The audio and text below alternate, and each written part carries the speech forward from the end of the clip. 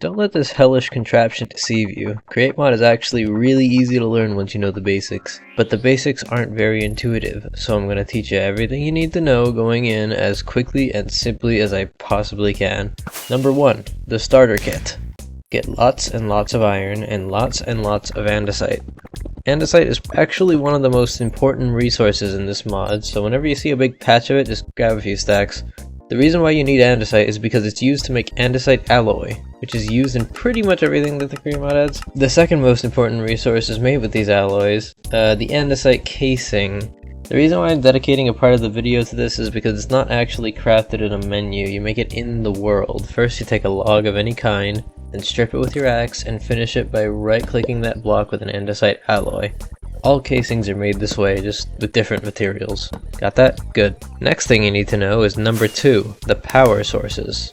Everything in Create Mod is powered by the rotation of all these little mechanical parts, and there's 4 ways you can generate that rotational energy. First of all, we have the water wheel, which functions exactly how it would in real life. You place it down, run some water over it, and it'll start spinning.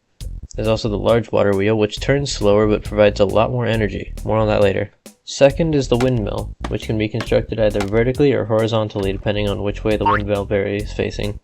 It provides more energy the more sail-like blocks are attached. That means you can either use sails, sail frames, or wool blocks. Wool blocks are the cheapest option, but here's the catch. Because windmills are a moving contraption, you've got to tell the machine which blocks are okay to move, and you do this with a little something called super glue. You just right click on 2 corners of an imaginary big cube to select whatever blocks you want to move. You can overlap multiple selections to make them stick together. Remember this, superglue is necessary for all moving contraptions you'll make in the future.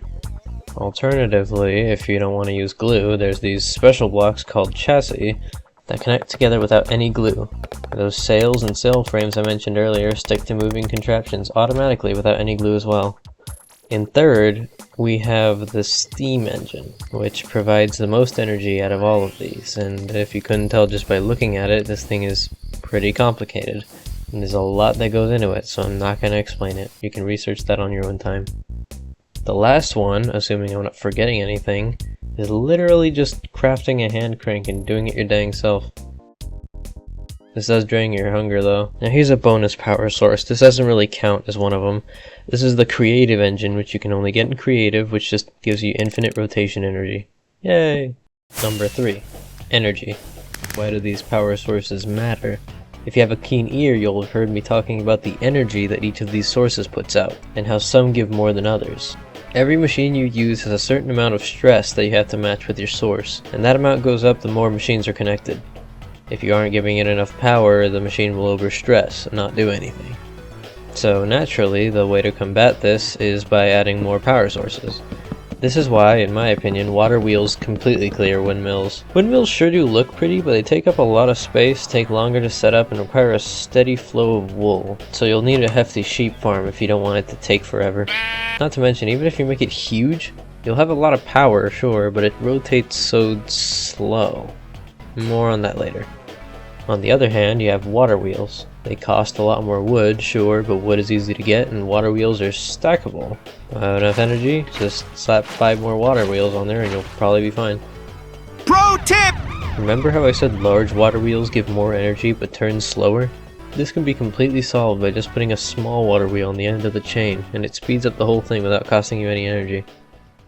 4. On the topic of speed. First thing you'll notice when rigging up a machine to your power source is that it's probably going to work really slowly. So listen closely to this next part. The cheapest way to speed up the rotation of a machine is by using large and small cogwheels.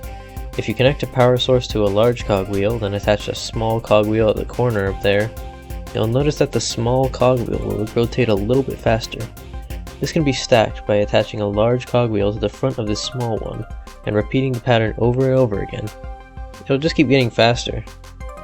Remember that order, large into small. If you do small into large, it'll start turning slower instead.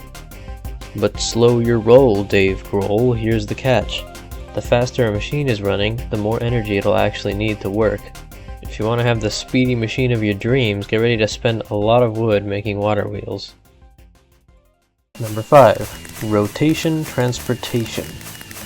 It might not always be convenient to have your power source lead directly into your machine, So it's good to know how to move that energy to the right place, or even distribute it between multiple machines.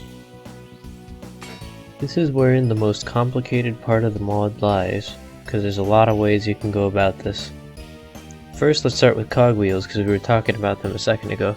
Small cogwheels are easy enough to understand. You can put them next to each other and they'll transfer rotation as far as you want horizontally. On the other hand, you have the large cogwheel, which functions a little differently.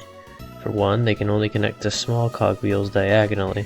Second, they don't connect to each other horizontally, but rather on different axes. Axes? This can be handy if you want to change the direction of a source's rotation. On the other hand, if you want to transport rotation over a long distance, placing a million cogs next to each other would be really expensive. Instead, use a mechanical belt. You might have noticed me placing these little metal rods around. These are called shafts, and they function kind of like a cogwheel, only they don't link up together when you put them next to each other. A shaft can extend infinitely outwards, but if you want to transfer energy sideways a long way, the best way is to use a mechanical belt, which is stretched the distance of up to 20 blocks over 2 different shafts. Much cheaper than a million cogs. Belts can transfer energy horizontally on both axes, vertically, and even diagonally. You can't connect vertical shifts diagonally though. Very sad. You can also put extra shafts in the empty space of a mechanical belt, making it handy for connecting multiple machines to one source. Remember though, belts are used to move rotation over long distances. They can't change the direction of a rotation, and you'll need large cogwheels to do that. Belts can also be used to transfer items, more on that later.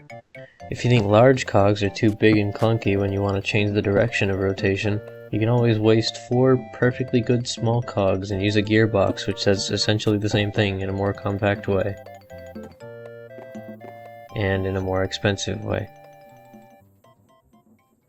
Well, now you pretty much know the basics of the mod.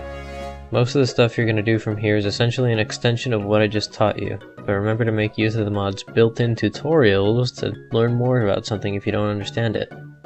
Yes, built-in tutorials. That way you don't have to go digging through a million wiki pages just to know how to do something. Cough, cough. On the topic of wiki pages, I should say you absolutely want to have the Just Enough Items mod, or any mod that does something similar, because that will make it a lot easier to see what is used to craft what, instead of having to look it all up. You're not going to memorize all the recipes, I know I haven't. This concludes lesson 1. In the next lesson, we're going to learn what we can do with this knowledge. If you haven't fallen asleep yet, I'll see you there. Right.